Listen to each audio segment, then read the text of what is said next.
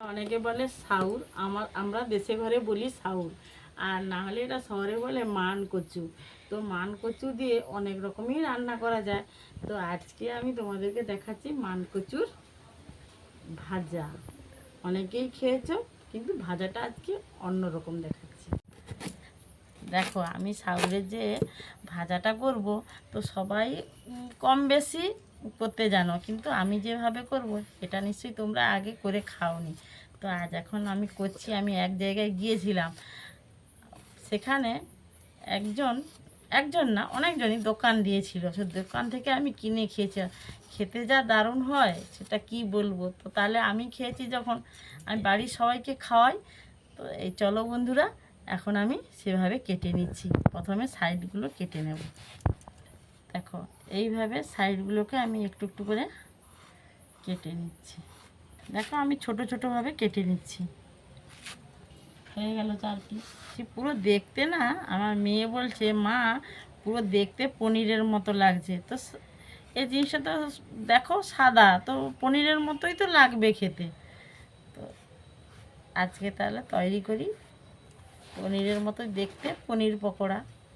আজকে বানাচ্ছি সাউরের পকোড়া। এটাকে মানকচুর পকোড়া বলে খ্যাত, কিন্তু আমরা যেহেতু পাড়াগাঁয়ে বলি সাউর, সেহেতু সাউর পকোড়া তৈরি করছি।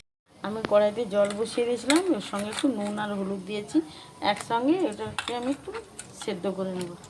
সেদ্ধ হতে থাক, তারপরে আমি একটু বেসন লাগবে আমার, তো বেসনটা আমি একটু নিয়ে নিচ্ছি। এখানে খাওয়া সোডা ব্যবহার করছি না, তো স্বাদ মতো হতে নুন একটু দিয়ে দিলাম, কালো জিরে একটু দিলাম, লঙ্কা গুঁড়োটা হলুদ গুঁড়োটা দিলাম। লঙ্কা গুঁড়ো তো অবশ্যই দেব, ওটা প্রথমে বলে দিই আর কি। আমি এই ব্যাটারটা মাখিয়ে নিই।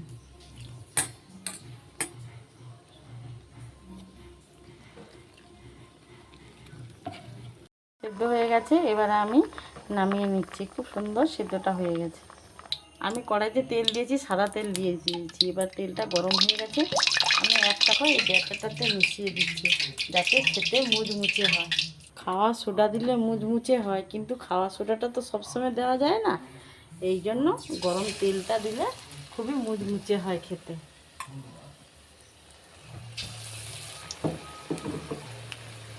দেখো, উল্টে পাল্টে একটু লাল লাল করে ভেজে নিতে হবে। হ্যাঁ, মনে হয় একটু জল থেকে গেছে, এই জন্য কড়াতে খালি চটচড় চটচড় করে সিদ্ধ হচ্ছে। আর তেল থেকে তুলে নিচ্ছি, ওগুলো ভেজে নিয়ে এক এক করে আমি সাজিয়ে নিয়ে বসে গেছি।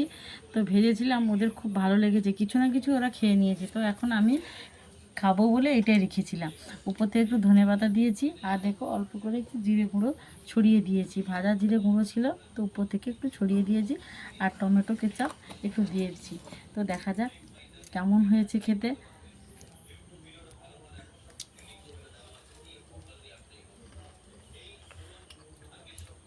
খুব সুন্দর হয়েছে, এভাবে বাড়িতে ট্রাই করে দেখবে, খেতে খুব সুন্দর লাগবে।